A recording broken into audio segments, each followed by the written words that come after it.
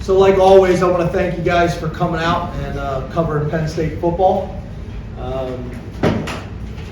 Want to give Michigan State a ton of credit under some challenging circumstances this year. We had a lot of respect for them on film.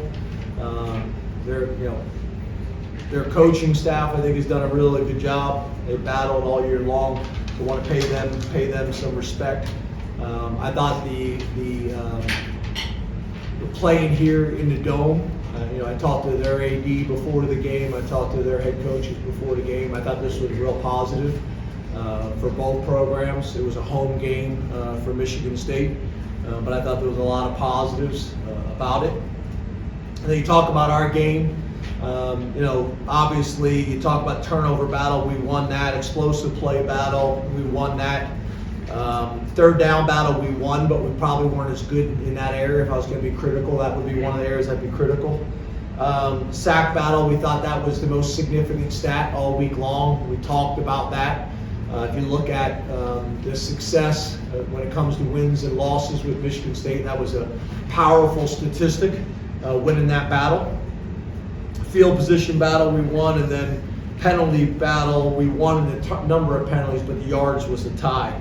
I thought the game started out, the offense was able to move the ball up and down the field. We just weren't finishing drives with touchdowns. But besides that, I thought we did some nice things. We just had too many penalties when we got into the red zone. It was cool to see Jalen Reed, a Detroit, Michigan native, to be able to get an interception this week. Our special teams have really been solid the second half of the year and playing really well. But we were able to get both running backs over 100 yards. We were able to protect the football. We were able to play both quarterbacks, something that we really wanted to do all year long, but we were able to emphasize the last 2 weeks. They both have different skill sets that can be challenging for the defense. So some real positives, but 10 wins with a chance to go 1-0 and win 11 wins and hopefully to do your 6th bowl game against a really good opponent like we did last year. So again, appreciate everybody coming out. Look forward to our next opportunity, and I open up to questions. Raise your hand and call on you. We'll start with Rich and then go to Andrew. James, how gratifying was it to see KRON and Nick put up the kind of production they did today after, the expectations were so great going into this season? Yeah, again, I guess the way you're saying the question, I think they both had great years. In the run game, in my mind, they matched the expectations. In the run game, in the pass game, when it comes to protection, they both clearly got better this year as overall running backs. I think there have been probably some other games where we could have gotten a few more yards, but we've got them out and we're trying to manage that situation and keep them healthy. But yeah, to see them both finish with 100 yards and get into the end zone was cool. I know it's something also that our O-line takes a ton of pride in as well. But I think both of them, again, when you study the tape as complete players, they both got a lot better, this season. Andrew, then Johnny. Coach, back here, given some of the narratives around this team this season, is this sort of vindication in wrapping up the regular season with a game that was like this, as dominant as it was? Could you be a little bit more direct so I know what you're saying? Is it, given that all the criticisms about the offense, to finish the regular season like this, is there, I don't want to say relief, but do you feel really, I use the word vindication, is there a moment of pride in that way you finish the season like this, given that there's been so much criticism about the struggles? Yeah, again, we won 10 games this season. There's very few programs in the country that are able to do that. We've done it in back-to-back seasons. I'm very proud of what we've done. Do I understand, do I embrace the fact that this place has really, really high expectations? Nobody has higher expectations than the players and the coaches. So yeah, I'm not sure about all that, but I'm proud of this team and how we played tonight and how consistently we played this year. But obviously there's some steps that we have to take. I'm confident that we're going to take those steps and be aggressive. And like I mentioned you guys in the preseason, my confidence comes from the alignment of our leadership in Neely Bendapudi and Pat Kraft, and then hopefully consistency in the football program as well.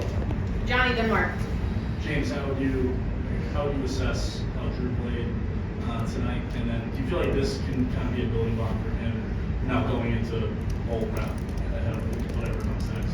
Yeah, I thought he played well. I thought he missed some throws on the run that I think he normally makes. But overall, I thought he played well. I mean, I guess it's interesting, right? We talk about, criticisms. I mean, how many touchdown passes has he thrown this year? 24, and how many interceptions? And 1 interception. I think if you just took that statistic and told the 132 coaches in the country that their quarterback would have those stats before the season started, I think everybody would take it and run. So as a first-year starter, I thought he did some really good things. Obviously, I thought we did some good things tonight in terms of emphasizing the tight ends and the running backs. I thought we did that the last 2 weeks. We were able to take some shots as well. We've been more explosive. But yeah, I think he's played really well. And I think he's played really well all year long.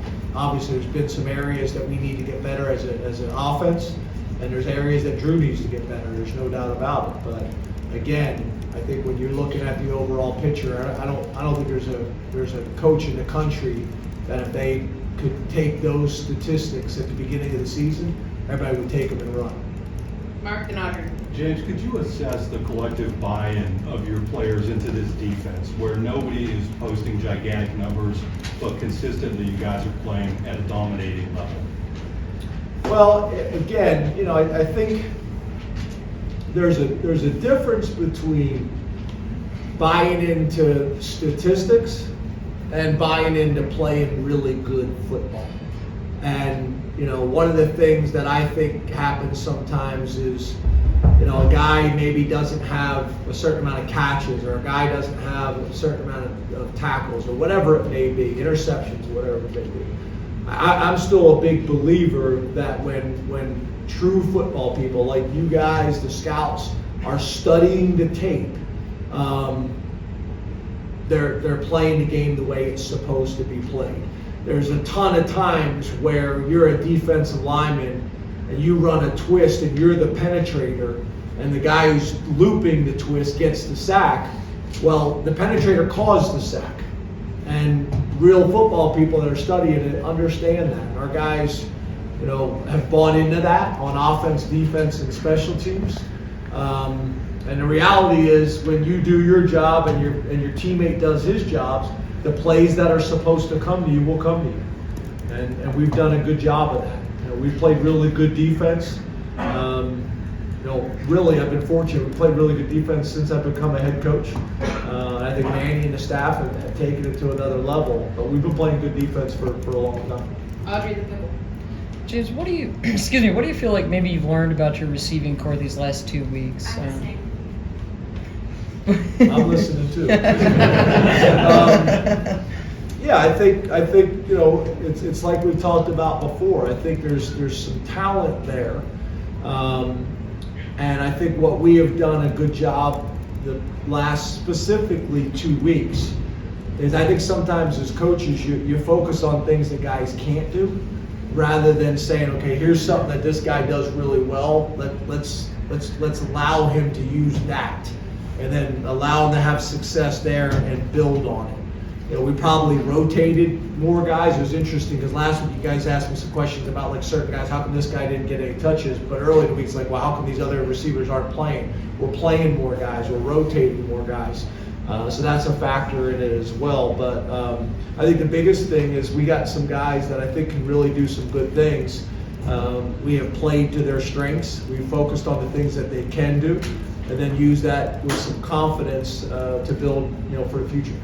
2 more, Pickle and Adam. Coach, what will your schedule be for you and your staff and your players over next week? And okay, I think you just until you find out your bowl placement. Yeah, so in-house, we'll watch a ton of recruiting film and get organized.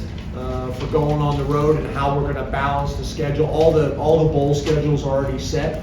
We already have the calendars all set for where we would go and who we would play.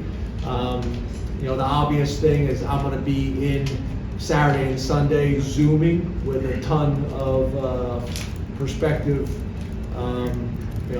offensive coordinator candidates. Then we'll spend, I think we have 3 days scheduled to meet with every single player on the team by position coach, and then I'll meet with some guys as well.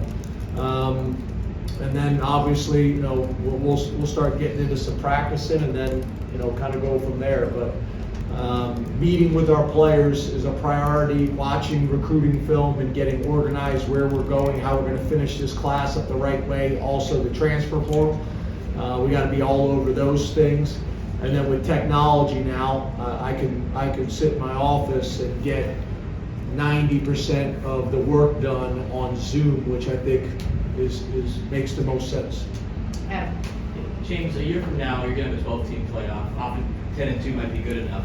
How do you think that this season will be viewed a year from now, externally and also internally, given how proud you are still of the 10 wins? Yeah, I think you know, there's data if you go back and say how many times, if there had been a 12-team playoff, how many times would we have been in? So, you know, I think just looking at that statistic and where we're going to finish this regular season, depending on the college football playoff rankings, I think we'd be in again, and I think we're playing kind of our best football now. So it's good to be kind of trending at the right time. But that's for next year. You know, this year we played good enough to win 10 games and hopefully get into the New Year's Six bowl game and play well in it. I think that's probably more challenging than it's been in the past with all the different things that have changed in college football over the last 5 years. But yeah, I'm proud of it. And Coach. Thank you.